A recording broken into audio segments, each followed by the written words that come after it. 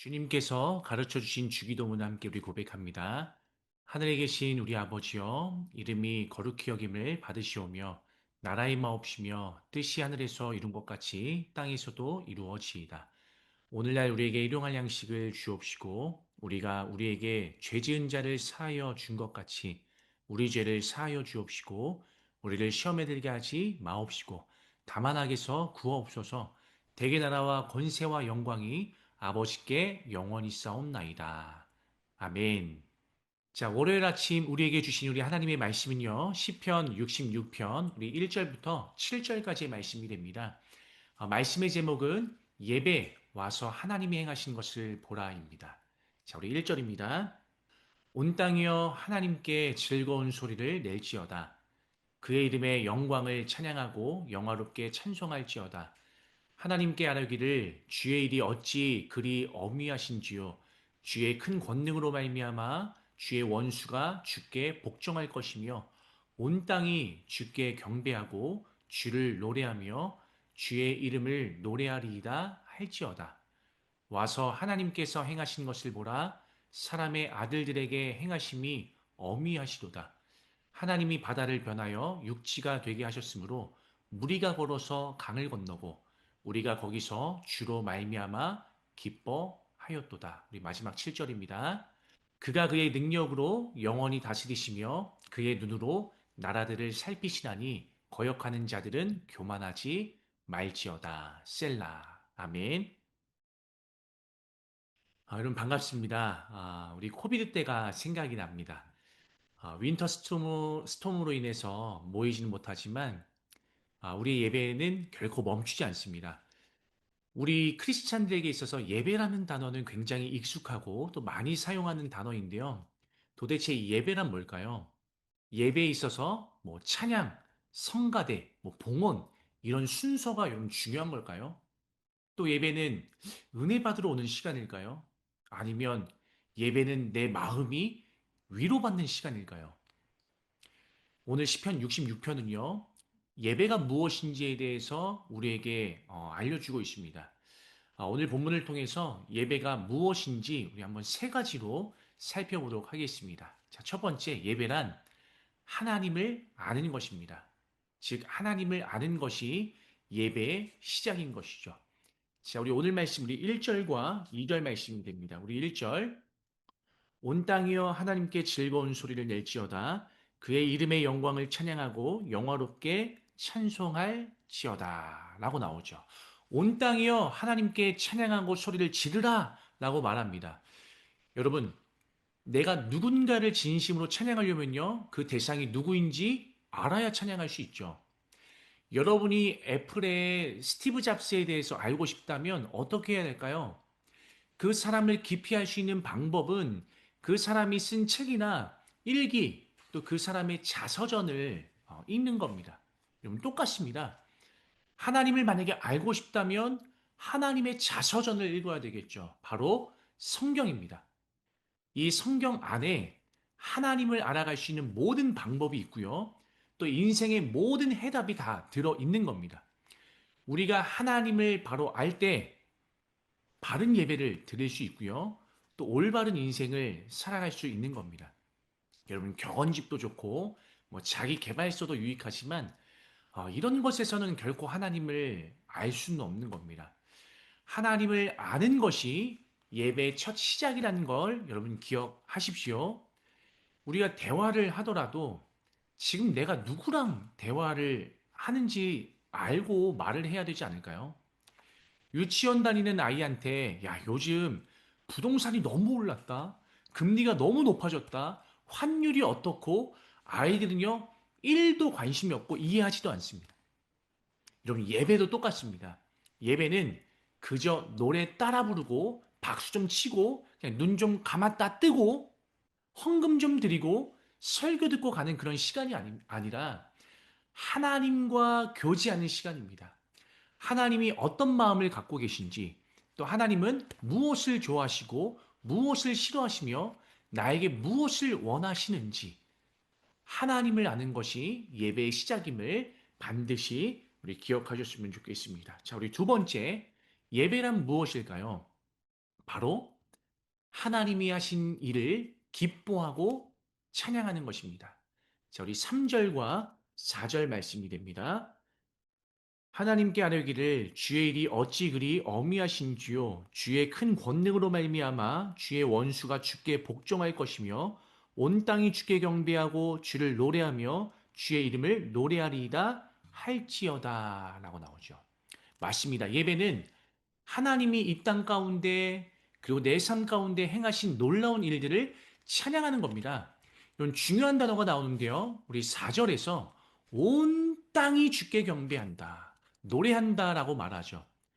우리는 자칫 잘못하면 이 예배를 우리들만의 전유물이나 우리끼리 어떤 놀이터로 생각할 수가 있습니다. 하나님은 믿는 자의 하나님이시기도 하지만 이방인의 하나님, 믿지 않는 가족의 하나님이시기도 합니다. 집 나간 탕자를 아버지를 온전히 알지 못하는 그 아들을 기다리는 그 아버지의 마음. 우리가 이 아버지의 마음을 알 때 비로소 진짜 예배를 드릴 수 있는 거죠. 여러분 질문해 볼까요? 혹시 여러분은 예배를 통해서 뭘 얻으려고 하십니까? 오늘 목사님을 통해 새로운 깨달음, 또 지적인 만족을 얻으려고 예배 나오셨습니까? 아니면 찬양을 통해서 흥을 돋고 눈물 좀 빼고 또 감정적인 위로를 얻으려고 오셨습니까? 아니면 하나님 저 이거 필요한데요. 빨리 해결해 주세요. 무언가를 요구하기 위해서 나오셨습니까? 물론 하나님은 그런 것도 다 주십니다. 그러나 여러분의 예배가 뭘 주실까에만 머물러 있다면 그 예배는 아직 어린아이의 신앙에 머물러 있는 겁니다. 아이가 커가면서 부모의 마음을 알게 되잖아요. 아, 우리 부모님이 날 위해 얼마나 희생하셨고 또 나를 위해 얼마나 기도하셨는지 여러분 이게 깨달아지면 엄마, 나 이거 사줘가 아니라 엄마, 아빠 정말 고마워요. 제가 더 잘 살게요. 마음의 방향이 바뀌는 겁니다. 여러분 예배도 똑같습니다. 예배가 성숙해진다라는 것은요. 우리의 생각과 마음의 방향이 바뀐다라는 겁니다. 우리 공동체 안에도 이런 고백이 넘쳐나야 합니다. 하나님이 나를 이렇게 살리셨어. 하나님이 우리 가정 안에 이렇게 역사하셨어. 하나님이 하신 일을 기뻐하고 찬양하는 이런 간증과 고백이 살아있는 예배가 되어야 되는 겁니다. 절대로 예배는요, 죽은 하나님을 장례하는 예배가 아닙니다. 살아계신 하나님을 만나는 축제의 현장이 되어야 되는 것이죠. 우리의 예배를 통해 날마다 구원받는 사람들이 더 많아지고 영혼이 살아나고 생명력 넘치는 그런 예배가 되기를 소망합니다. 자, 그렇다면 반대로 예배 위기는 뭘까요? 언제일까요? 저는 우리 교회와 공동체가 우리끼리라는 그 생각이 강해질 때 위기가 찾아왔다라고 생각할 수 있을 것 같습니다. 하나님은 분명 영혼을 살리기 위해서 안타까워 하시는데 우리가 영혼에 대한 갈망이 있나? 교회가 우리끼리만의 어떤 놀이터가 되어가고 그냥 우리 교회만 우리끼리 즐거워하고 우리끼리만 인정해주고 우리끼리 박수쳐주고 영적인 고인물이 되지 않기를 바랍니다. 그래서 이런 시편 기자가 뭐라고 고백하지 아십니까? 5절과 6절인데요. 와서 하나님께서 행하신 것을 보라. 사람의 아들들에게 행하심이 어미하시도다. 하나님이 바다를 변하여 육지가 되게 하셨으므로 무리가 걸어서 강을 건너고 우리가 거기서 주로 말미암아 기뻐하였도다. 와서 하나님께서 행하신 것을 보라라는 겁니다. 하나님이 홍해를 가르시고 바다를 육지같이 건너게 하신 그 구원의 역사를 기억하며 보라는 겁니다. 여러분 와서 보십시오. 지금도 살아계셔서 여러분 삶 가운데 역사하시는 생명의 하나님을 보십시오. 그것이 우리의 예배인 줄 믿습니다. 자, 이제 마지막으로 세 번째 예배는요. 하나님께 온전히 항복하는 겁니다. 자, 우리 7절 말씀 함께 읽어봅니다. 마지막 시작. 그가 그의 능력으로 영원히 다스리시며 그의 눈으로 나라들을 살피시나니 거역하는 자들은 교만하지 말지어다. 하나님의 다스리심을 인정하지 않고 그 앞에서 교만하지 않는 것, 여러분 이것이 예배입니다. 그래서 저는 교만하지 않는 것을 항복이라고 정의를 해봤는데요. 항복이 뭘까요? 전쟁에서 패배했을 때 두 손 들고 나가는 거죠. 내 의지, 내 고집, 내 계획 다 꺾고 하나님의 처분에 맡기겠습니다. 그러니까 예배란 내가 죽고 예수가 사는 시간입니다.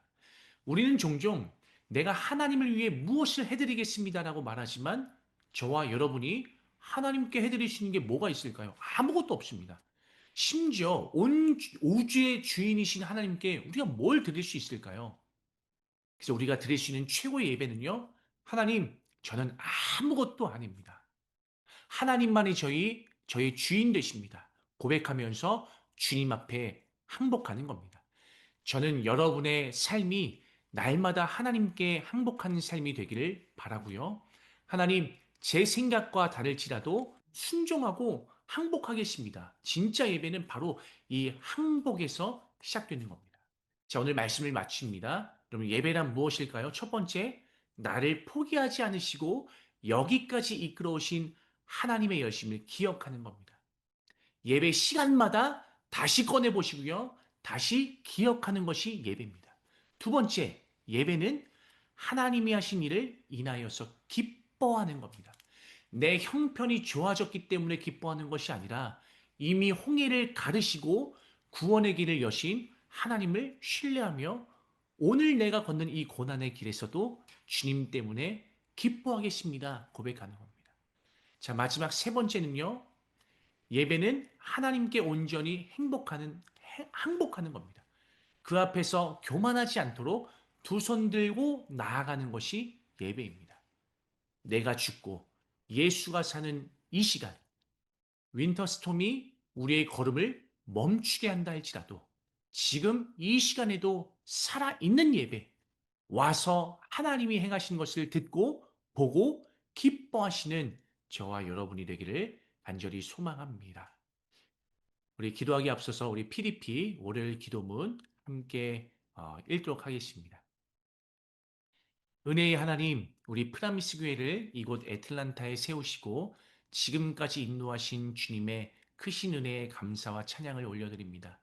주님께서 우리에게 새로운 비전과 소망을 주셔서 이 재건축을 시작하게 하셨으니 모든 과정이 하나님의 신실하심과 사랑을 증거하는 시간이 되게 하옵소서. 우리의 마음에 날마다 감사와 기쁨을 더하시고 완공되는 그날까지 모든 성도가 한 마음으로 주님을 높이게 하옵소서. 재건축을 통해 우리 교회에 부어주실 은혜를 기대하며 그 은혜를 세상에 흘려보내는 축복의 통로가 되게 하옵소서. 예수님의 이름으로 기도합니다. 아멘. 우리 함께 기도할 텐데요. 첫 번째, 윈터스톰이 찾아왔습니다. 모든 성도들의 안전을 지켜주시고 그 사업장, 하시는 일들과 모든 걸음걸음을 신실하게 지켜 보호해달라고 우리 기도하셨으면 좋겠고요. 두 번째, 이제 2026년 상반기 목장이 개학을 합니다. 우리 교구장 목자분들에게 새롭게 시작할 수 있는 믿음의 항해를 잘 출발할 수 있도록 기도해 주시고요. 또 풍성한 나눔과 위로와 도전이 가득한 목장 될 수 있도록 기도하시기 바랍니다. 마지막 세 번째, 프라미스 교회를 위하여 또 여러분의 개인적인 기도의 제목과 또 개인의 예배를 위하여서 함께 우리 기도하면서 나아가도록 하겠습니다. 제가 오늘 말씀을 가지고 마무리 기도하도록 하겠습니다.